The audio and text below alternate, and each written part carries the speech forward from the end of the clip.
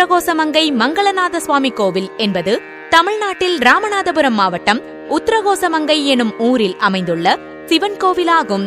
இங்கு மங்களேஸ்வரி சமேத மங்களேஸ்வரர் சிவன் கோவில் எனும் பிரபலமான இந்து கோவில் உள்ளது. விலை மதிப்பிட முடியாத மரகத திருமேனி நடராஜர் ஆண்டு முழுவதும் சந்தன காப்பில் காட்சியளிக்கிறார்.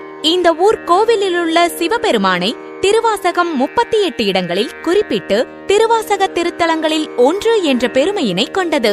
இக்கோவிலின் தலமரம் இலந்தை.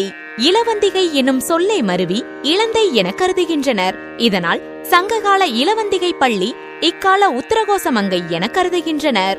இவ்வூர் சிவனுக்கு வழிபாட்டுக்கு உரியதல்லாமல் போன தாளம்பூவும் சாற்றப்படுகிறது. மண்டோதரி இவ்வூர் இறைவனை வழிபட்டு ராவணனை கணவனாக பெற்றதாக ஒரு கதையுண்டு. கோவிலில் வந்து வழிபட்டால் குழந்தை இல்லாத தம்பதியர்களுக்கு குழந்தை பிறக்கும் என்பது ஐதீகம்.